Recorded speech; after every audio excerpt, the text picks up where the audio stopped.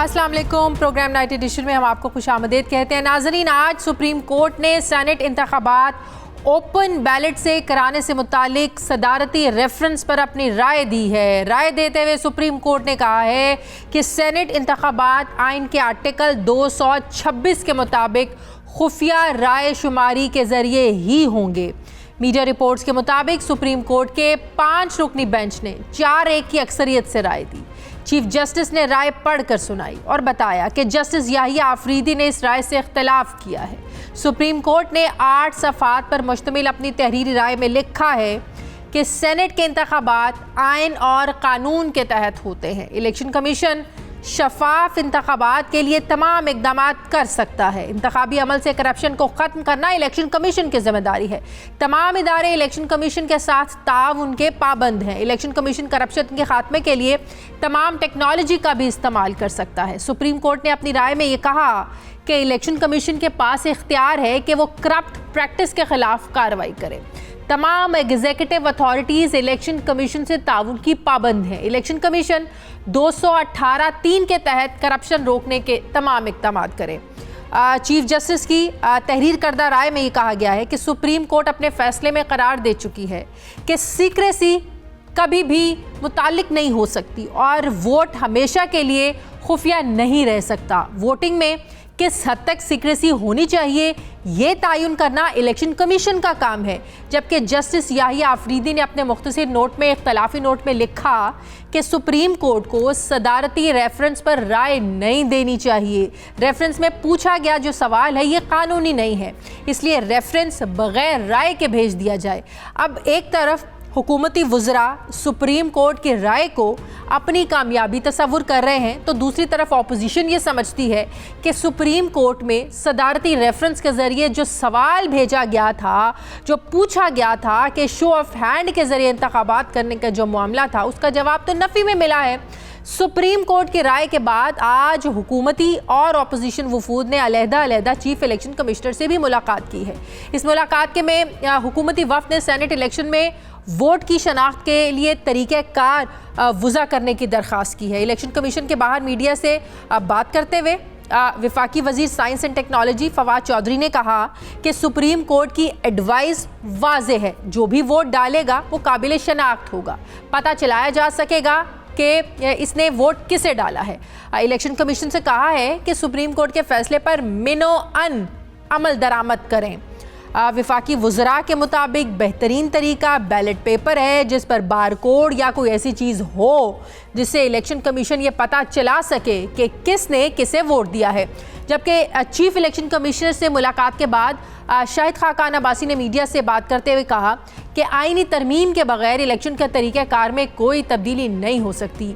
Supreme court की सिफारिशात पर अमल सिर्फ आईनी तरमीम से ही हो सकता है। एक तरफ हुकूमत ये समझती है कि इलेक्शन को शफाफ बनाने के लिए टेक्नोलॉजी का इस्तेमाल होना चाहिए, तो दूसरी तरफ मरियम नवाज़ तनकीद करती हैं हुकूमत पर और ये कहती हैं कि अब कोई RTS और डस्का धुंध टेक्नोलॉजी अब नहीं चलेगी। एक बार फिर साबित हो गया कि आइन वोट चोरों की चालबाजियों से बहुत बालतर है। अब नाजरीन, एक तरफ मरियम नवाज़ हुकूमत को तनकीद का निशाना बना रही हैं, तो दूसरी तरफ सेनेट इंतखाबात में पंजाब की तर्ज पर उम्मीदवारों को बिला मुकाबला मुंतखब करवाने के लिए बलूचिस्तान और खैबर पख्तूनख्वा में हुकूमत और अपोजिशन के दरमियान जोड़ तोड़ की जो सियासत है वो भी जारी है। मगर आम सवाल ये है कि क्या पंजाब की तर्ज पर दीगर सूबों में भी उम्मीदवार बिला मुकाबला मुंतखब हो सकेंगे? इस पर अपोजिशन और हुकूमत में कंसेंसस हो सकेगा? अब एक तरफ वज़ीर-ए-आज़म अब्दुल हफीज़ शेख को सेनेट इलेक्शन में कामयाब करवाने के लिए अरकान असम्बली से मुलाकातें कर रहे हैं, तो दूसरी तरफ यूसुफ रज़ा गिलानी ने अरकान कौमी असम्बली को लिखा गया जो ख़त है ये वज़ीर-ए-आज़म इमरान खान को भी भिजवाया है, जिसमें उन्होंने वज़ीर-ए-आज़म इमरान खान से सेनेट इंतखाबात में हिमायत मांगी है। अब सवाल ये है कि जिस वज़ीर-ए-आज़म को पीपल्स पार्टी सेलेक्टेड कहती है, कठपुतली कहकर पुकारती है, उसी वज़ीर-ए-आज़म से फिर किस हैसियत से, किस बुनियाद पर वोट मांगा जा रहा है? सवाल ये भी है कि क्या इलेक्शन कमीशन सुप्रीम कोर्ट की सदारती रेफरेंस से मुतालिक जो राय है इस पर अमल दरामद का पाबंद है? ये भी आम सवाल है कि क्या टेक्नोलॉजी का इस्तेमाल जो है ये सेनेट इलेक्शन को इसकी जो शफाफियत है उसको यकीनी बना सकता है? ये भी अहम सवाल है कि क्या सेनेट इलेक्शन में खुफिया राय शुमारी के बाद वोट काबिल शनाख्त होगा, चोरी पकड़ी जा सकेगी। इसी पे बात करने के लिए नाज़रीन मुझे ज्वाइन कर रहे हैं वफाकी वज़ीर science and technology Fawad Chaudhry साहब। अस्सलाम वालेकुम, बहुत बहुत शुक्रिया फवाद चौधरी साहब आपका।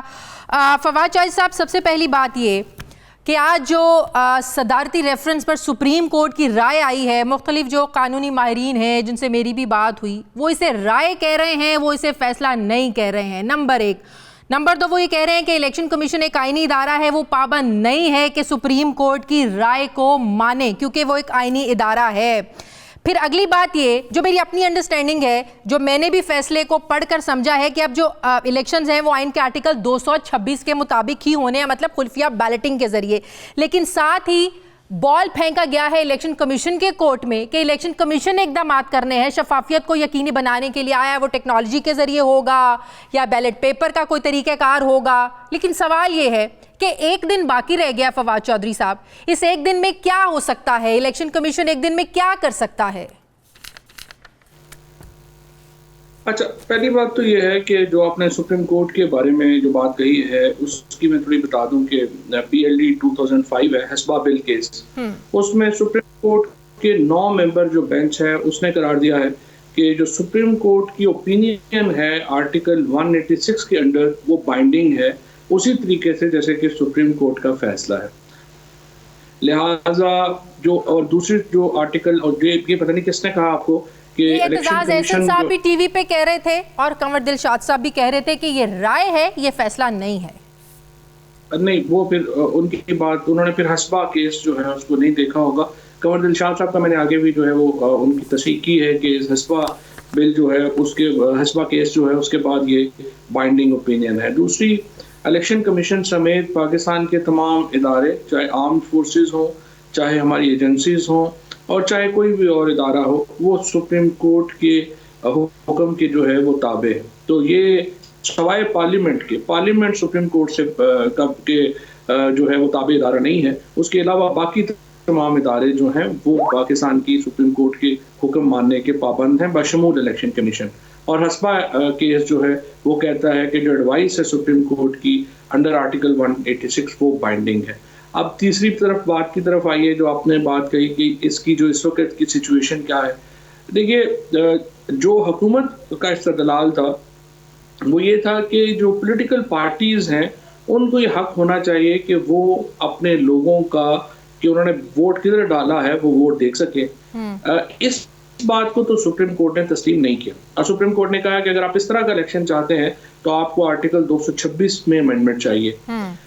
दूसरा जो नुक्ता, लेकिन सुप्रीम कोर्ट ने ये बात भी तस्लीम नहीं की कि जो ये जो सीक्रेसी ऑफ बैलेट है, यानी खुफिया राय दही का जो प्रिंसिपल है, ये एब्सोल्यूट है, यानी हम हतमी है। यानी एक तरफ तो सुप्रीम कोर्ट ने ये कहा है कि ये बात नहीं मानी जा सकती कि आर्टिकल 226 में तरमीम के बाद के बगैर सियासी जमातें जो हैं, दूसरी तरफ ये बात नहीं मानी जा सकती कि जो खुफिया राय दही का प्रिंसिपल है वो हतमी है।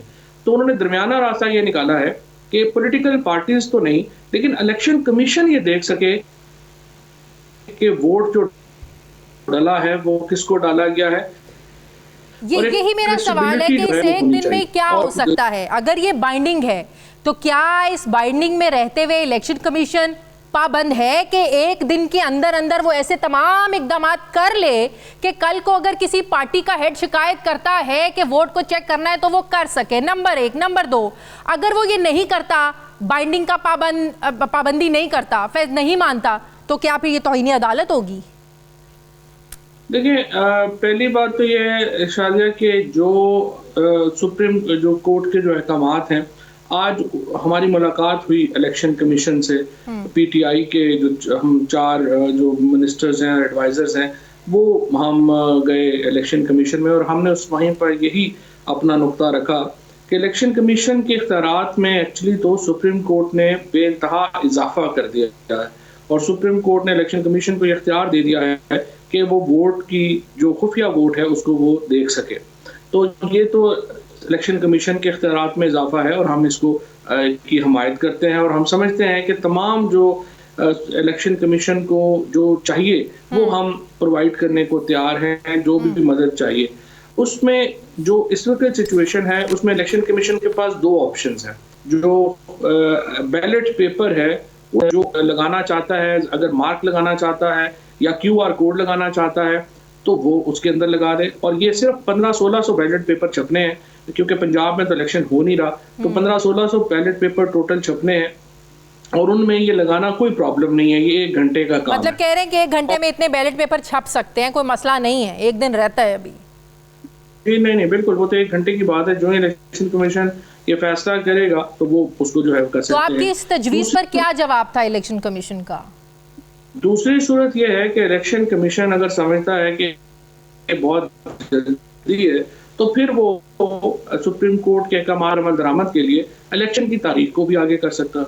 तो इन दोनों में से जो भी इलेक्शन कमीशन को सूटेबल लगेगा वो उसके मुताबिक अपना फैसला जो है वो करेगा। हमारी बात उन्होंने बड़े और तीसरा रास्ता ये भी है कि पुराना जो तरीक़ाकार है फिलहाल इलेक्शन उसके तरीके से हो जाएं और अगले इलेक्शंस के लिए कोई कानून साजी हो जाए या ये तरीका अपना लिया जाए जो बैलेट पेपर पे बार कोड की आप बात कर रहे हैं, या कानून साजी करनी है वो अगले इलेक्शन तक छोड़ दी जाए, ये भी हो सकता है।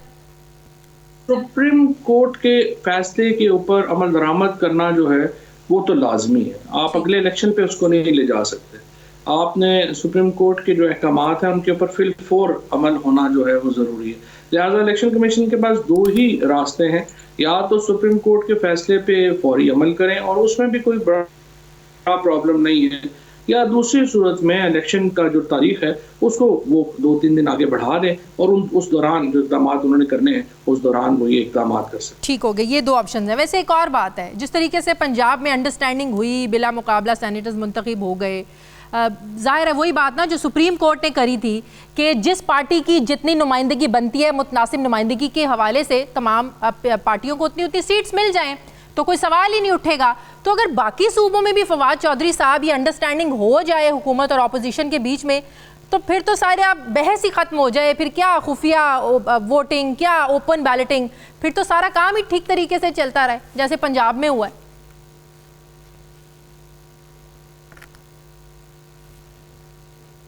तो ऐसे ही चाहिए। मतलब यह है कि अपोजिशन की जमातें हैं उनको लगता है कि वो लोगों को खरीद सकते हैं, उनको धांधली कर सकते हैं और वो कम वोटों के बावजूद ज़्यादा नशिस्तें हासिल कर सकते हैं, इसलिए ये चल रहा है। अदरवाइज अगर आप गौर करें तो हमने तो सिंध में भी और खैबर पख्तूनख्वा में भी सिर्फ उतने ही उम्मीदवार खड़े किए हैं जितने राइटफुल हमारा शेयर बनता है, उसमें से एक भी हमने ज़्यादा खड़ा नहीं किया। बिल्कुल ठीक है, बहुत बहुत शुक्रिया वफाकी वज़ीर साइंस एंड टेक्नोलॉजी फवदी साहब मेरे साथ थे, थैंक यू वेरी मच। ताज़ी मुझे प्रोग्राम में एक ब्रेक लेनी है, वापस आते हैं एक छोटे से वक्फे के बाद।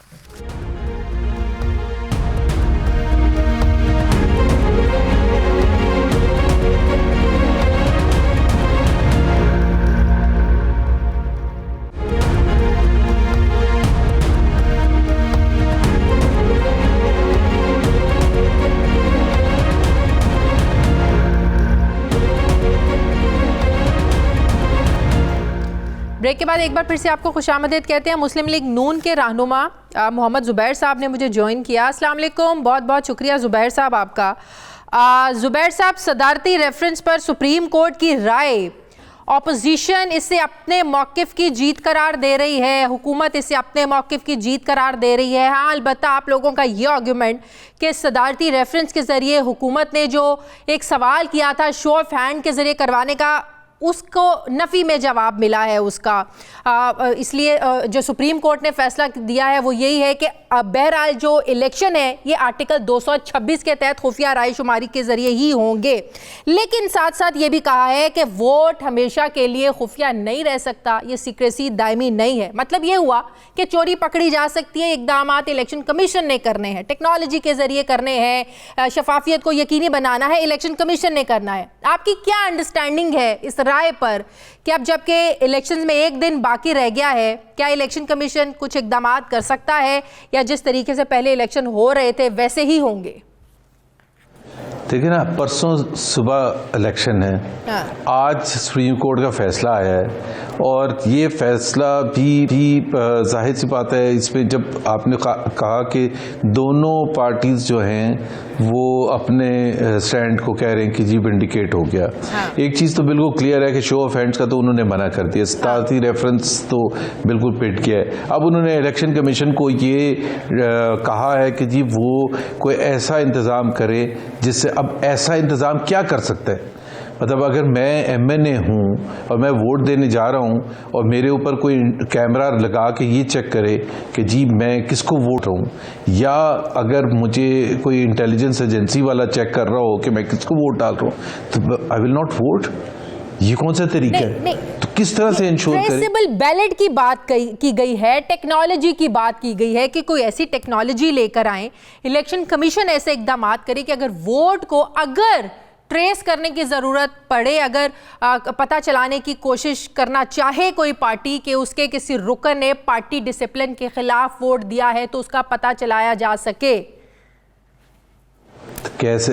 अगर देखा ना भाई पार्टी के खिलाफ, एक तो ये फिर it negates the basic purpose of the vote itself. फिर तो वो रिजर्व से, मैंने पहले दिन ये कहा था जब ये झगड़ा शुरू हुआ था कि अगर ये बात है तो फिर तो रिजर्व सीट्स की तरह नॉमिनेट कर दे पार्टीज, और वो जिस तरह रिजर्व वुमेन रिजर्व सीट्स में या मिनॉरिटीज के होते हैं उसमें, उस बेसिस पर कि अगर जितना भी तनासब बनता है उसके हिसाब से वो पार्टी को मिल जाए, उसका सेनेटर बन जाए। तो फिर वोटिंग का क्या लॉजिक है? और वोटिंग की लॉजिक में मेरा क्यों ट्रेसेबल हो?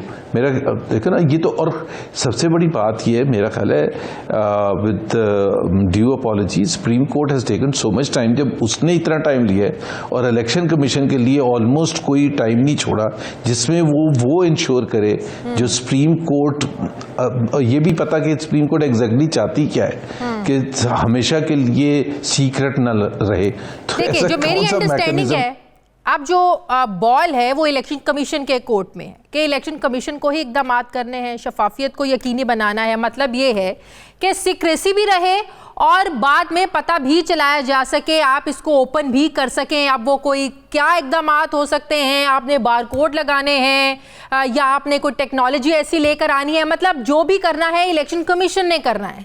ये मेरी अपनी अंडरस्टैंडिंग है जो मैं फैसले से समझी हूँ। जी, अगर आप सही कह रही हैं तो इलेक्शन कमीशन ये भी तो हो सकता है कि वो इस बेसिस पर काम करना शुरू करे एंड इट फाइंड्स आउट कि ऐसे कोई टेक्नोलॉजी नहीं है जिससे वो ये कवर कर सके कि सीक्रेट भी रहे और ट्रेसेबल भी हो। तो वो जाएगा सुप्रीम कोर्ट के पास, मतलब हो सकता वो कहे कि जी ऐसा तो कोई मैकेनिज्म नहीं है, और ये टेक्नोलॉजी को इम्प्लीमेंट करने में भी तो टाइम लगता है। टेक्नोलॉजी कोई ऐसी कोई बच्चों वाली खेल तो नहीं है कि आप मैनुअल चीज़ तो कोई नहीं कर रहे, टेक्नोलॉजी को इस्तेमाल कर रहे हैं। तो टेक्नोलॉजी कौन सी ऐसी अवेलेबल है जिससे 24 घंटे में वो इतना ज़बरदस्त मैकेनिज्म भी हो जाए कि वो बैलेट पेपर भी उस किस्म का हो जिसमें बाद में ट्रेसेबल का भी वो मौका हो और सीक्रेसी भी रहे। तो आई थिंक 3 हफ्ते से 4 हफ्ते से सुप्रीम कोर्ट के पास ये केस था। एक तो सदारती रेफरेंस को उसी वक्त उठा के बाहर फेंकना था, और इलेक्शन कमीशन ने इम्प्लीमेंट जब करना था, और इलेक्शन कमीशन का मौक़िफ़ आ गया था सुप्रीम कोर्ट में, उनकी इंटरप्रिटेशन आ गई थी। सुप्रीम कोर्ट वो भी एक असूल मान लिया जो हमारा नुक्ता नज़र था कि जब तक ये अमेंड नहीं, जुबैर साहब, फवाद चौधरी साहब ये कह रहे हैं कि ये कौन सा जनरल इंतखाबात हैं, चंद ही जो है ना वो चंद 100 बैलेट पेपर हैं, ये 1 घंटे में छप सकते हैं, कोई ज्यादा मसला नहीं है। मतलब मसला क्या है? फवाद चौधरी साहब को और इमरान खान साहब को होने देना इलेक्शन, फिर उसके बाद देखते रहेंगे। उसके बाद देखे ना, प्रैक्टिकली इट ऑल्सो मीन्स, देखें कोई भी इलेक्टोरल प्रोसेस होता है शाजिया, तो उसमें तमाम फरीक जो होते हैं उनकी सेटिस्फेक्शन पहले से एग्री की जाती है। यानी कि कोई भी तरीक़ेकार होगा, चाहे वो जनरल इलेक्शन हो, चाहे वो एक बाय इलेक्शन हो, कि जी वोटिंग का तरीक़ेकार क्या होगा, वेरिफिकेशन का तरीक़ेकार क्या होगा, काउंटिंग का तरीक़ा, ये सारी चीज़ों पर एग्रीमेंट होते हैं ना। बाद में लड़ाई झगड़ा तो दूसरी बात है, बट ये तो एक जनरल एग्रीमेंट होता है कि किस तरह से होगा। अब अगर कोई भी चीज़ इलेक्शन कमीशन ये दरियाफ्त करता है कि जी इस तरह से बैलेट पेपर छपें जिसमें निशानदेही हो सके, तो उस पर सेटिस्फेक्शन भी तो तमाम को करने की जरूरत है ना। अगर हमारी पार्टी उस चीज को नहीं मानती है। तो मिला है ना आज इलेक्शन कमीशन में, क्या बातचीत हुई वहां पर, क्या तय पाया, क्या तजवीज़ दी? हमारा मौक़िफ़ तो बड़ा क्लियर है और वो मौक़िफ़ ये है कि जी ये सीक्रेट बैलेट ही हो सकते हैं इस दफ़ा, और इलेक्शन कमीशन को इख्तियार दिया सुप्रीम कोर्ट ने कि वो जो मुनासिब समझे करे within the shortest possible time that it has at its disposal.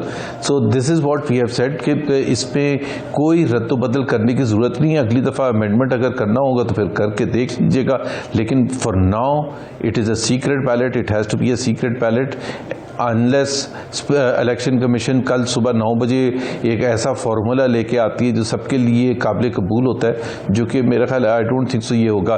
But what has happened Shazia कि ये ऑलरेडी इलेक्शन जो है डिस्प्यूटेड हो चुके हैं, ये ऑलरेडी कंट्रोवर्सी का शिकार हो चुका है इलेक्शन। क्योंकि जब जाहिर सी बात है, देखे ना, जब इलेक्शन का रिजल्ट आएगा और मोस्ट प्रॉबेबली इलेक्शन का रिजल्ट आएगा कि जिसमें हफीज़ शेख साहब हार चुके होंगे, तो क्या हुकूमती पार्टी उसको एक्सेप्ट कर लेगी? वो कहेंगे देखें। क्या आप मतनाज़े बनाने की बात कर रहे हैं ज़ुबैर साहब? पंजाब में सेटलमेंट हो गई, दूसरे सूबों में बात चल रही है, आप कह रहे हैं कि गिलानी साहब जीत जाएं, हफीज़ शेख साहब हार जाएं, अब सेटलमेंट चल रही है इधर से आप लोगों की, और आप इधर से हम खुफिया और ओपन बैलेटिंग के चक्कर में पड़े हुए हैं। आप बात कर रहे हैं मतनाज़े हो गए हैं। के हिसाब से तो हफीज़ शेख का कैंडिडेचर ही नहीं एक्सेप्ट होना चाहिए।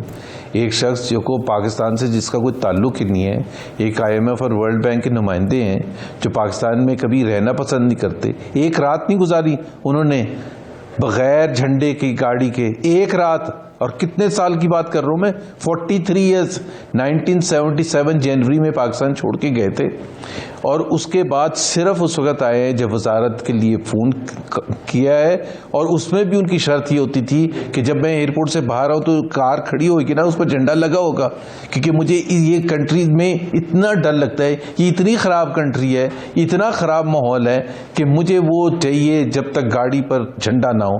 और प्लीज़ मेरी ये शर्त एक और भी है कि जिस दिन हुकूमत जाएगी या मुझे फारिग करेंगे आप, मुझे उसी दिन रात का टिकट कटाने की इजाज़त होनी चाहिए। 43 ईयर का एक रिकॉर्ड है, तमाम असासे बाहर पड़े हुए, और खजाना की कुंजियां हम उनको पकड़ाने देंगे।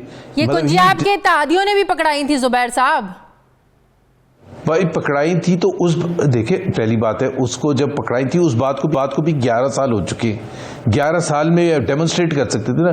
अभी इट्स जस्ट लाइक शौकत अजीज है, 99 अक्टूबर में आए थे, फाइनेंस मिनिस्टर बने, फिर उसके बाद 2002 में प्राइम मिनिस्टर बन गए, और 2007 नवंबर को प्राइम मिनिस्टरशिप गई, रात की फ्लाइट ली, दुबई चले गए, वहां से लंदन चले गए। कितने साल हो गए? 14 साल 13 साल हो चुके। ये बहरहाल ये नंबर गेम है, दोनों के लिए इम्तिहान है, हुकूमत के लिए भी, ऑपोजिशन के लिए भी। आप कह रहे हैं जो गिलानी साहब जो है ना वो जीत जाएंगे, अब पता नहीं इसको ज़ाती ताल्लुकात का नाम दिया जाएगा, इसको हॉर्स ट्रेडिंग का नाम दिया जाएगा।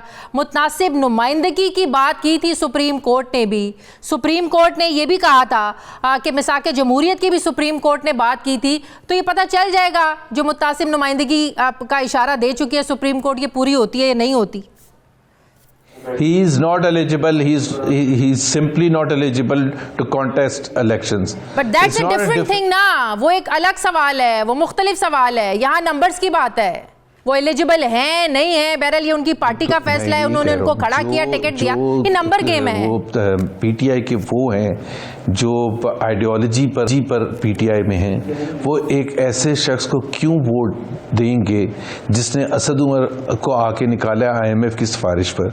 ये उनके लिए मौका है कि वो असद उमर को अगर रिस्टोर करना चाहते हैं, जो आइडियोलॉजी पर बिलीव करते हैं, PTI की आइडियोलॉजी पर, इनको फारिग करें, सेनेट के इलेक्शन से हरवाएं और असद उमर को रिस्टोर कर दें। बात ये है ज़ुबैर साहब, क्या ही अच्छा इन इलेक्शंस के बाद हुकूमत ऑपोजिशन आप लोग एक दूसरे के साथ बैठे, कंसेंसस से फैसला हो, आर्टिकल 226 में तरमीम हो, ये रौला ही ख़त्म हो जाए, ओपन बैलेटिंग होनी है या खुफिया बैलेटिंग होनी है, मसला ही ना रहे।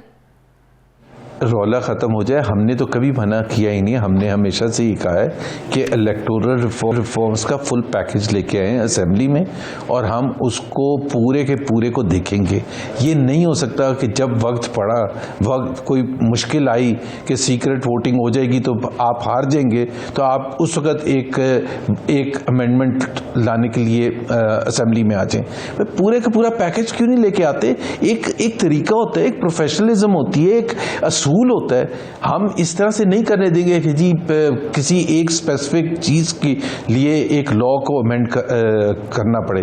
हमारे लिए पूरा रिफॉर्म का बिल लेके आए, उस पर प्रॉपर डिबेट हो, पार्लियामेंट्री कमेटी में डिबेट हो, सेनेट कमेटी में डिबेट हो। लेकिन एनआरओ नहीं मांगना आप लोगों ने, एनआरओ नहीं मिलना। एनआरओ हमने देना नहीं है, एनआरओ मांगने की तो बात ही नहीं हो रही है। ठीक है, बहुत बहुत शुक्रिया। मुस्लिम लीग नून के रहनुमा, सीनियर रहनुमा मोहम्मद ज़ुबैर साहब मेरे साथ है। मुझे प्रोग्राम में एक ब्रेक लेनी है, वापस आते हैं छोटे से वक्फे के बाद।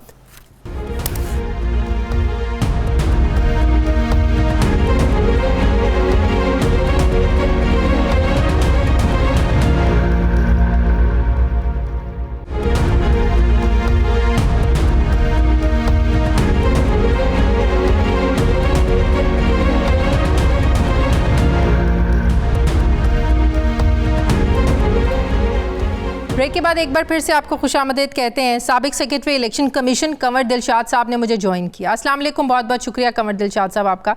कंवर दिलशाद साहब, पहले तो इस बात को ज़रा क्लियर कर दें, ये राय है सुप्रीम कोर्ट की आज जो सदारती रेफरेंस पर दी है, या इसको फैसला समझा जाए? क्योंकि अभी फवाद चौधरी साहब से मेरी बात हो रही थी, वो कह रहे थे कि ये बाइंडिंग है। वो हस्बा बिल का जो है ना वो हवाला दे रहे थे कि उस पर जो फैसला आया था, राय आई थी, तो वो बाइंडिंग थी। अब इलेक्शन कमीशन ने इस पर अमल दरामद करना है। जबकि एक टीवी चैनल पे आपको मैं सुन रही थी, मेरी आपसे बात भी हो रही थी, आपने कहा कि ये एक राय है, इलेक्शन कमीशन एक आईनी इदारा है, इलेक्शन कमीशन पाबंद नहीं है राय को मानने का। तो सर, ये जो एक कन्फ्यूजन है, जो कानूनी माहिरीन कुछ दे रहे हैं, सियासतदान हमें टीवी पे आके कुछ बता रहे हैं, जरा इसके बारे में तो जरा क्लियर कर दें। देखा जी, असूली तौर पर 5 जज में मुश्तमिल जो सदारती रेफरेंस की हियरिंग कर रहा था, उसमें एक ऑनरेबल जस्टिस अफंदी ने बहुत अच्छा अपना राय का इख्तलाफ करते हुए ये कहा कि जो सदारती रेफरेंस आया था, इसको आप बगैर सुने, बगैर समात किए इसको वापस भेज दें, क्योंकि इसमें ये एक गैर कानूनी रेफरेंस है।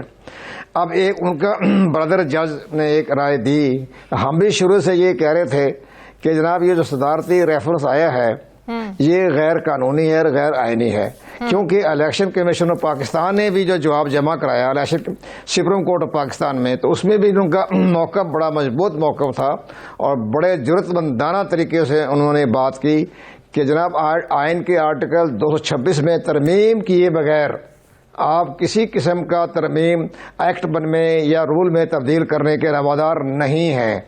आज जो फैसला आया सुप्रीम कोर्ट ऑफ पाकिस्तान का, उसमें राय दी है उन्होंने राय दी है, और 2 दिन 3 दिन पहले वो इलेक्शन कमीशन के ही रेफरेंस को जवाब को बार बार कह रहे थे कि इलेक्शन कमीशन ऑफ पाकिस्तान भी आर्टिकल 226 पर ही क़याम है, कि उनका पॉइंट ठीक है, वो आर्टिकल 226 कह रहे हैं। अब इन्होंने कहा है कि जी आप आइन का आर्टिकल 226 तो बरकरार रहेगा, लेकिन जो आप ऐसा कोई डिवाइस करें, मैकेनिज्म करें या कोई टेक्नोलॉजी करें जिससे ये मालूम हो सके कि ये किसने वोट किस फर्द को दिया या किस मेंबर को दिया। इलेक्शन आइन के आर्टिकल 226 के मुताबिक ही होगा, वोट खुफिया ही होगा, लेकिन वो इलेक्शन कमीशन के लिए खुफिया नहीं होगा, क्योंकि कल को अगर इलेक्शन कमीशन इन्वेस्टिगेट करना चाहे किसी पार्टी के रिक्वेस्ट पर कि आप हमारे वोट चेक कीजिए, तो इलेक्शन कमीशन उसको चेक कर सकता है। लेकिन मेरा सवाल ये है कि ऐसा कौन सा मैकेनिज्म है जो एक दिन में बन सकता है? लेकिन जी आज भी ज़ाहिर है जो ही फैसला आया सुप्रीम कोर्ट ऑफ पाकिस्तान का, तो इलेक्शन कमीशन ऑफ पाकिस्तान ने director general FIA, chairman NADRA और बड़े टेक्नोलॉजिस्ट जितने भी थे नए डिवाइस के हवाले से, तो उनको सबको बुलाया, उनसे राय ली, लेकिन रात गए तक वो किसी नतीजे पर नहीं पहुंचे। अच्छा। तो इस लिहाज से अब ये कल इजलास होगा, कल फैसला होगा कि इसमें क्या होना है, किस तरीके से डिवाइस करना है। लेकिन जो भी वो डिवाइस करे, अगर इलेक्शन कमीशन को ये पता जो बैलेट पेपर है ये तो 1 घंटे में जो है ना वो छप सकते हैं, जिसपे बार कोड या इस तरह की अगर आपने कोई तरीक़ाकार इख्तियार करना है तो ये पॉसिबल है? कंवर साहब? नहीं, ठीक है, वो ठीक है, वो 2500-2600 बैलेट पेपर छपना वो 1 घंटे की बात है। सिक्योरिटी प्रिंटिंग प्रेस में छपना है, जो हमारे नोट छपते हैं उनकी बड़ी टेक्नोलॉजी, वो छाप देंगे आधे घंटे में 1 घंटे में, कोई प्रॉब्लम। लेकिन उसकी डिस्ट्रीब्यूशन का मामला है, सूबा खैबर पख्तूनख्वा में पेशावर में जाने हैं, बलूचिस्तान में कोटा जाने हैं, कराची से खैर नज़दीकी है, तो ये सब इस्लामाबाद में आने हैं, तो सारी इसकी डिस्ट्रीब्यूशन भी सारा मामला होता है ना, या तो कोई स्पेशल जहाज़ के जरिए तकसीम किए जाएँ। लेकिन सारा मामला ये कल इलेक्शन कमीशन पाकिस्तान में फैसला करना है कि आया इस राय को हम अभी फवाद चौधरी साहब से मेरी बात हो रही थी, ज़ाहिर है वो भी कानूनी मामलात पर जो है ना वो जानते हैं। वो कह रहे थे अब 2 रास्ते हैं, या तो इस 1 दिन के अंदर कोई ऐसा मैकेनिज्म हो कि जो है ना वोट की सीक्रेसी भी रहे और इलेक्शन कमीशन अपने ताई ऐसे इकदाम भी करे कि कल को चेक किया जा सके, और दूसरा रास्ता ये है कि इलेक्शन कमीशन इलेक्शन की डेट को भी आगे कर सकता है। सर, ये भी रास्ता है कि इलेक्शन की डेट को ही आप आगे ले जाएं?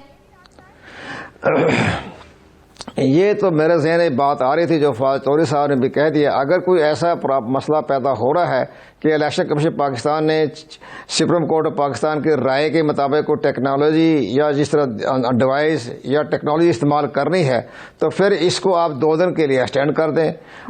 ज़ाहिर है इलेक्शन कमीशन पाकिस्तान के पास शेड्यूल तब्दील करने के इख्तियारात तो हैं कि 3 मार्च की बजाय 5 मार्च कर सकते हैं, और उसमें ये होगा कि आसानी से बैलेट पेपर भी छाप जाएंगे और सुप्रीम कोर्ट ऑफ पाकिस्तान की राय जो है उस पर भी अमल दरामद होने का मतलब तो ये हुआ कि अगर हमने इलेक्शन की डेट भी आगे करनी है या 1 दिन के अंदर अंदर करना है, इसका मतलब ये हुआ कि इलेक्शन कमीशन पाबंद है इस राय पर अमल दरामद का। सर,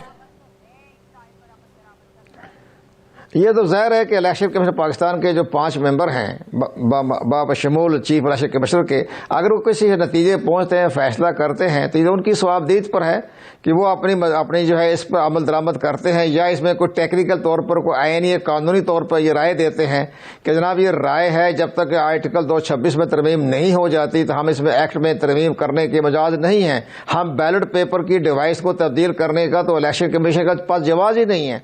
इलेक्शन कमीशन पाकिस्तान बगैर तरमीम के, बगैर एक्ट में, बगैर रूल में तब्दील किए बगैर बैलेट पेपर की कैसे तब्दील कर सकता है, कैसे उसका डिवाइस लगा सकता है, कैसे उसको अपनी टेक्नोलॉजी लगा सकता है। और सारी चीजें तो एक्ट में तरमीम करनी पड़ेगी ना, रूल में तब्दील करनी पड़ेगी। तो ये सारे मामला बड़े गहरे तो अगर इलेक्शन कमीशन मतलब कि पुराने तरीकेकार के मुताबिक ही होते हैं, मतलब कि कोई तब्दीली अभी नहीं होती है, कोई बात हमारे लगता है या कोई टेक्नोलॉजी इंट्रोड्यूस नहीं होती, पुराने तरीके से, तो इलेक्शन कमीशन क्या तौहीन अदालत का मुर्तकिब तो नहीं होगा? बड़ी बहस हो जाएगी। इलेक्शन कमीशन ऑफ पाकिस्तान तौहीन अदालत का मुर्तकब इसलिए नहीं होता अगर राय पर फैसला न होने से कंटेम्प्ट ऑफ कोर्ट नहीं लगती। अगर जजमेंट आ जाए तो जजमेंट के ऊपर तो हो जाती है। एक और बड़ी बात है कि जब उन्होंने ऑर्डिनेंस को तहरीर कर दिया, हुकूमत ने भी कर दिया, सुप्रीम कोर्ट ने भी कर दिया, सदारती रेफरेंस रिजेक्ट हो गया, तो अब इस राय की तो बारे में तो इलेक्शन कमीशन की अपनी सवाबदीद है कि इसको राय को अभी इसी इलेक्शन में तस्लीम करते हैं या अगले किसी इलेक्शन में तरमीम आइन में तरमीम करने के लिए पार्लियामेंट को लिखते हैं। तो ये सारे मामला बड़े गमगीर हैं, बड़े हुजान खेज हो रहे हैं। तो हमें ये नजर नहीं आ रहा है कि इसको 2 दिन एक्सटेंड कर भी दें, 1 दिन एक्सटेंड कर भी दें, लेकिन आईनी बुरहान तो रहेगा ना जी। हमारी अपोजिशन जो है वो इसको चैलेंज कर दे कि जी सुप्रीम कोर्ट ऑफ पाकिस्तान की जो आई है रूलिंग भी नहीं है, एक ओपिनियन है, तो उस ओपिनियन की बेस पर इलेक्शन कमीशन ने कैसे आपका जो है बैलेट पेपर तब्दील कर दिया। ये तो सारा इलेक्शन कमीशन पाकिस्तान जो है वो जमीन बोस हो जाएगा। वो तो इलेक्शन कमीशन का इख्तियार है ना, वो तो सुप्रीम कोर्ट ने ये बात की है ना कि इलेक्शन कमीशन इकदाम करे, मतलब इलेक्शन कमीशन पर जिम्मेदारी डाली है कि आपका इदारा है जिसने इकदाम करने हैं शफाफियत को यकीनी बनाने के लिए। फिर वो इलेक्शन कमीशन का दायरा इख्तियार है कि वो बैलेट पेपर के जरिए करवाता है, उसको बार कोड के जरिए करवाता है, या कोई ऐसी टेक्नोलॉजी इंट्रोड्यूस करवाई जाती है। इस पर तो फिर ऑपोजिशन का जो है ना वो इख्तलाफ नहीं बनता सर, क्योंकि सुप्रीम कोर्ट ने कहा इलेक्शन कमीशन वो इदारा है जिसने इकदाम करने हैं। नहीं, सुप्रीम कोर्ट राय दी है ना, इसमें ये तो नहीं कहा ना कि आपको बगैर तरमीम किए हुए फैसला कर लें। इसका मतलब है कि उन्होंने राय दे दी, आप एक्ट में तरमीम कर लिया आपने, तो वो जो उस एक्ट में तरमीम कर ली, रूल में तब्दील कर ली, तो इलेक्शन कमीशन के पास इख्तियार आते नहीं है। वो जो उन्होंने आइन का हवाला दिया, आर्टिकल 218 का दिया, तो वो इलेक्शन कमीशन ये कहेगा जी आइन का आर्टिकल 218 के तहत जो भी हमें इख्तियारात मिले हैं उसके तहत आर्टिकल उस पर हमें इस पर तरमीम करके दे दें, आप तरमीम कर लें, हम इस पर जो है तमाम मतलब ये कि आप ये कह रहे हैं राय को तस्लीम कर लेंगे कि सीधा साफ रास्ता है वो ये है कि इन इलेक्शंस के बाद ऑपोजिशन हुकूमत बैठें, कंसेंसस के साथ आर्टिकल 226 में तरमीम करें, तो ही इंतखाबात की शफाफियत को यकीनी बनाया जा सकता है। इसको एज इट इज़ होने दिया जाए जैसे होते हैं, आप ये कह रहे हैं? हाँ, मेरा पॉइंट यही है। दूसरी बात ये कि जिस पर ये मार्च के इलेक्शन के बाद तो हुकूमत जो है वैसे ही सेनेट में मेजॉरिटी में आ जाएगी, उसके लिए बड़ी आसानी से जो है आर्टिकल 226 में तरमीम कर सकते हैं। इसलिए कि दो आर्टिकल ज़ाहिर है मार्च के मेजॉरिटी तो नहीं नजर आ रहा है कि अपने तरमीम के लिए तो 2/3 चाहिए। 2/3 ज्वाइंट सेशन में कर लें, वो ज्वाइंट सेशन में कर लेना। ज्वाइंट सेशन में जो इकट्ठा सारे मामले तय हो जाएंगे ना, लेकिन बैठ के फैसला करें, सुप्रीम कोर्ट को मुकदम रखेंगे, उन्होंने राय दी है, उस राय के बारे में अपना कोई फैसला कर लें, तरमीम कर लें। लेकिन राय जो होती है इस पर कोई मैंडेटरी नहीं है, लाजमी नहीं है, ना कंटेम्प्ट ऑफ कोर्ट लगता है। इस राय को तस्लीम करे ना करे, या माजी में बेशुमार राय आती रही है, लेकिन उस राय पर हुकूमतों की मर्जी है तस्लीम करें या ना करें। बहुत बहुत शुक्रिया। साबिक सेक्रेटरी इलेक्शन कमीशन दिलशाद साहब मेरे साथ थे। मुझे प्रोग्राम में एक ब्रेक लेनी है नाज़रीन, वापस आते हैं एक छोटे से वक्फे के बाद।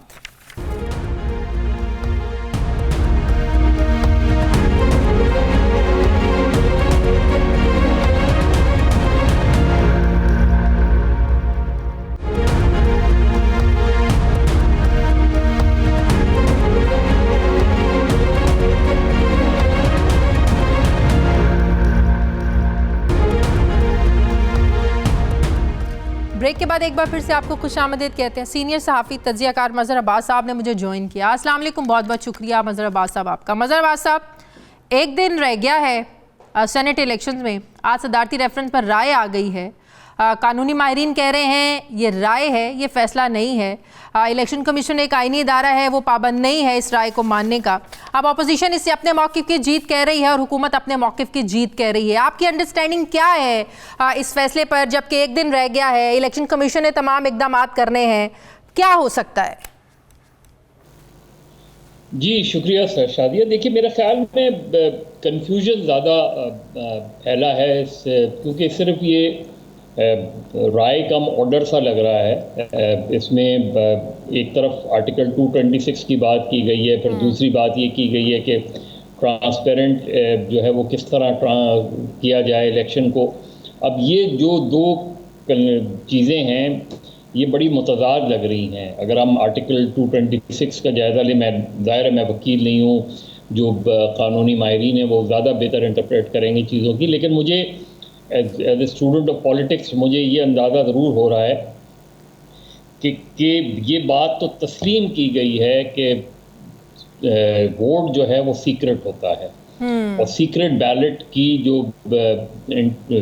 इंटरप्रिटेशन है वो बिल्कुल वाज़े तौर पे है कि उस पर कोई कॉम्प्रोमाइज़ नहीं हो सकता, और सेनेट का इलेक्शन जो है वो सीक्रेट बैलेट से ही होगा। अब जब आप ये बात कह रहे हैं कि सीक्रेट बैलेट से होगा, तो फिर कोई ऐसा तरीक़ा नहीं है कि आप उस बैलेट पेपर को जो है वो उसकी सीक्रेसी ख़त्म करें। ये लेकिन साथ ये भी तो कहा है कि सीक्रेसी दायमी नहीं है। इलेक्शन कमीशन ऐसे इक़दाम करे कि अगर ज़रूरत पड़े तो उसको चेक किया जा सके। शादिया, माजरत के साथ सीक्रेसी होती ही लाइनी है। आप मुझे बताएं, ये बहुत से लोग हैं, बहुत से बार एसोसिएशंस हैं, इनके सदूर हैं, आगे चल बड़े बड़े जो इसके सदर रहे हैं, आगे चल के इवन चीफ इलेक्शन कमिश्नर भी कभी बार एसोसिएशंस में वोट डाला होगा, इन सारे लोगों ने वोट डाला होगा। मुझे बताएं कि आज तक इनकी सीक्रेसी का किसी को पता चला? मैंने कई इलेक्शंस में वोट डाला है, मैंने जनरल इलेक्शन में भी डाला है, प्रेस क्लब्स के इलेक्शन में भी डाला है, यूजेस के भी इलेक्शन में डाला है। कभी ये पता चल सका कि किसी दूसरे को कि मैंने किसको वोट डाला है? मेरी पॉलिटिकल एफिलिएशन से ज़रूर पता चलता है आपको कि मैंने किसको वोट डाला होगा, लेकिन आप ये मेरा फंडामेंटल राइट है। देखिए, हम दो चीज़ों को कंफ्यूज कर रहे हैं। एक है करप्ट प्रैक्टिसेस।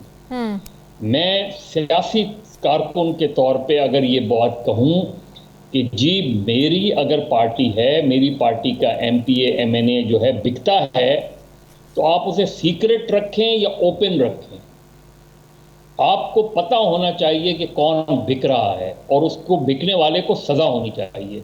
ये नहीं कि मैं उसका पहले ये मालूम करूं कि जी इसने किसको वोट दिया, किसको नहीं दिया। लेकिन सर ऐसा होता नहीं है। अपनी तारीख उठा के देख लें, आज तक कोई भी सेनेट के इलेक्शंस हुए जिसमें ये पता चलाया जा सके सिवाय तहरीक इंसाफ ने हुआ ना। 2018 के इलेक्शन में 20 लोगों को फारिग किया, एक दफा हुआ। तो हुआ ना वो, हाँ। ये चीज हुई ना, ये बात एग्जाम्पल। फिर जब आप ऐसे लोगों को अपनी पार्टी में लेते हैं जो 4 जमातें बदल कर आपकी पार्टी में आए हैं, तो इसका मतलब है जो आदमी आज आपकी पार्टी में है वो दरअसल आपकी पार्टी में नहीं है, उसका एक मफाद वाबस्ता है आपकी पार्टी से, इसलिए वो आपके साथ है। तो हमारे यहाँ सियासी कल्चर ही इतना परागंदा है कि हम उठा लेते हैं, हम कहते हैं कि देखें जी इलेक्टेबल्स की ज़रूरत थी। अब यही 2018 में वज़ीर आज़म इमरान खान की पोजीशन क्या थी इलेक्शन से पहले, और 2013 में उनकी पोजीशंस क्या थी कि नहीं इलेक्टेबल जो हैं बेकाऊ माल होते हैं, इनको नहीं लिया जाएगा। बिल्कुल बिल्कुल। लेकिन बाद में उसकी जस्टिफिकेशन दी गई। और जब आप ऐसे लोगों को अपनी पार्टी का हिस्सा बनाते हैं या किसी दूसरी जमात में भी ऐसे लोग हैं, तो फिर इसका मतलब ये कि आप उस करप्ट कल्चर को फरोग दे रहे हैं। लेकिन सर फिर हॉर्स ट्रेडिंग कैसे खत्म हो, फिर कैसे आप जो है ना वो इस चीज को इंश्योर करें?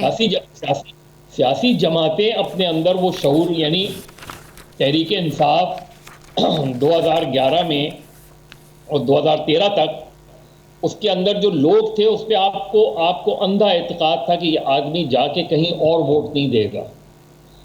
वो एतमाद आपका उस वक्त शेकन हुआ जब आपने ऐसे लोगों को लेकर आए। और यही पीपल्स पार्टी क्यों तबाह हुई है? पीपल्स पार्टी इसी वजह से तबाह हुई है कि उसने इस कल्चर को फरोग दिया, बिकाऊ माल को अपने साथ रखा। आज पीपल्स पार्टी में जो लोग हैं वो लोग नहीं हैं जो पीपल्स पार्टी सर आप मॉरल ग्राउंड्स की बात कर रहे हैं। हमारे यहाँ सियासत में अखलाकियात किस हद तक मैटर करती हैं ये हम सब लोग जानते हैं। सर वही रजा रबानी साहब जिन्होंने ओपन बैलेटिंग के हक में सारा ड्राफ्ट लिखा, आज वो उसी के खिलाफ दलाइल दे रहे थे, तो हम किस मोरालिटी की बात करें सर? शादिया तो फिर क्या मोरालिटी क्या लाठी से लेकर आई जाएगी क्या? अखलाकियात क्या डंडों से आती है? अखलाकियात तो तरबियत से आती है। अगर मेरी तरबियत में कोई जो है वो सकम रह गया है, मेरी तरबियत में कोई कमी रह गई है, तो आप मुझ पे कोई भी कानून लागू करें, मैं उसमें से कहीं ना कहीं 2 नंबर ही निकाल लूंगा। सही। तो जब तक आप अपनी पॉलिटिक्स को मैच्योर नहीं करें, वो इस तरह नहीं हो सकती। देखिए या तो सुप्रीम कोर्ट बहुत क्लियर कट राय दे देता हाँ। कि नहीं जी सेनेट का इलेक्शन, क्योंकि सेनेट के इलेक्शन के बारे में वाज़े तौर पे ये कहा है कि आप अपनी पार्टी की मर्जी के वोट, उस वोट देना ज़मीर के मुताबिक एक और चीज होती है, पैसे पकड़ के वोट देना एक और चीज होती है। क्योंकि अगर आपने पैसे पकड़े हैं तो इसका मतलब है आप ज़मीर के मुताबिक वोट नहीं दे रहे। बिल्कुल तो सही। उस क्रिमिनलाइजेशन को रोकने की जरूरत है।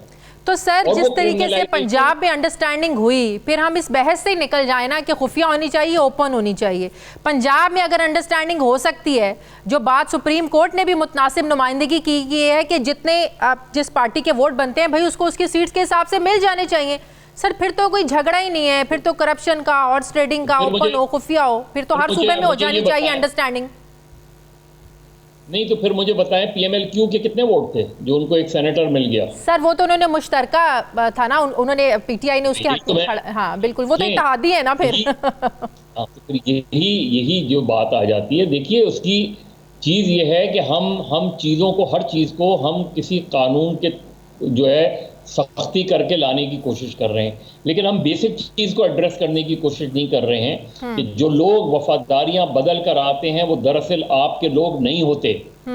इस चीज को तो फिर तो आधे PTI के लोग इमरान खान के नहीं है, फिर तो इस हकीकत को मान जाना चाहिए। यही बात तो मैं कह रहा हूँ। जब आप देखिए ना जो लोग पीपल कल तक, यानी आज ही इमरान खान की पोजीशन परवेज मुशर्रफ साहब के बारे में क्या है, उन्होंने वाज़े तौर पे कहा है कि उन्होंने दो ऐसे NROs दिए जिससे पाकिस्तान की मईशत को सबसे ज्यादा नुकसान पहुंचा है। और आज ही आप फवाद चौधरी साहब का ट्वीट पढ़ लें परवेज मुशर्रफ के हवाले से कि जी उन्होंने जो इक़दाम किए उससे मुल्क ने बड़ी तरक्की की है। तो फिर सर हफीज शेख साहब के बारे में क्या राय है? प्राइम मिनिस्टर साहब तो मुलाकातें कर रहे हैं, हफीज शेख साहब जिनको खड़ा किया है, गिलानी साहब कह रहे हैं कि हम अपसेट कर सकते हैं, हम जीतेंगे। प्राइम मिनिस्टर साहब लोगों से मुलाकातें कर रहे हैं अरकाने कौमी असम्बली से कि आप इन्हें कामयाब करवाएं, तो फिर उनके बारे में क्या ख्याल है? नहीं देखिए वोट, अगर मैं आपका वोटर हूं तो वोट आपको मांग रहे। आप गिलानी साहब ने अगर इमरान खान साहब को खत लिखा है तो वजीर आजम का वोट तो है ना, वो वोट तो देंगे ना। कौमी असम्बली के जितने अरकान हैं इस्लामाबाद की नशिस्त पे सब वोट देंगे। बिल्कुल। तो ये तो अच्छी बात है कि आप पीटीआई के अगर हफीज शेख साहब पीडीएम से वोट मांगते हैं तो इसमें कोई बुराई थोड़ी है, इसमें कोई हॉर्स ट्रेडिंग थोड़ी है। इसी तरह अगर पीडीएम के यूसुफ रजा गिलानी जो है वो इमरान खान या पीटीआई के लोगों से वोट मांगते हैं तो वो वोटर तो है ना जो कौमी असम्बली के अरकान हैं। असल चीज़ ये है कि हम उस कल्चर को तब्दील करने की कोशिश नहीं करें। हम समझ रहे हैं इससे कल्चर तब्दील हो जाएगा, वो आदमी तो अपनी जगह मौजूद रहेगा। वो तो अगर गिलानी साहब जीत जाते हैं तो इसको क्या समझा जाए कि लोगों ने अपने ज़मीर के मुताबिक वोट दिया है, उनकी वाबस्तगियां रही हैं गिलानी साहब से, फिर इसको हॉर्स ट्रेडिंग का नाम नहीं देंगे? नहीं तो आप उनको एग्जाम्पल बनाए ना। आपने जिस तरह 20 MPs को आपका पता चल गया ना, उस तरह इनका भी पता चल जाएगा कि आपको नहीं पता होगा, आज भी नहीं पता। अब सिंध में 2 PTI के MPs की जो है वो सोशल मीडिया पे वो चल रही है वीडियो। इस वक्त क्यों नहीं पार्टी उनको सस्पेंड कर देती? कर दे सस्पेंड, बिल्कुल सही, इमीडिएटली, बिल्कुल सही। देखिए ना, मतलब आप वो मिसालें कायम करें ना। भले आपकी हुकूमत चली जाए लेकिन आप एक प्रिंसिपल को सेट करें। ये जो तरीका वो अमेंडमेंट के थ्रू किया है, ये अगर पहले करते, मिलकर करते, तो ये चीजें बहुत बेहतर हो सकती थी। अभी भी देखिए आखिरी सेनेट का इलेक्शन नहीं है, बिल्कुल सही। और मुझे नहीं लगता कि इलेक्शन कमीशन जो है ये परसों होने वाले इलेक्शन में इन चीज़ों को वो कर सकेगा, क्योंकि अभी रूल्स बनाने हैं। रूल्स आप कैसे बनाएंगे? आइंदा इलेक्शन के लिए सबसे बेहतर फॉर्मूला ये है कि सारी जमातें बैठें, इत्तेफाक के राय से आप शो ऑफ हैंड हाँ इन्हीं तरमीम कर लें, 226 में तब्दीली कर लें, बिल्कुल कर लें, बिल्कुल सही। बहुत बहुत शुक्रिया सीनियर सहाफ़ी तज्ज़ियाकार मज़हर अब्बास साहब मेरे साथ हैं। नाज़रीन, हमारे प्रोग्राम का वक्त खत्म हो गया। प्रोग्राम के लिए फीडबैक ज़रूर दीजिएगा, अपना ख्याल रखिएगा। मुझे इजाज़त दीजिए, अल्लाह हाफ़िज़।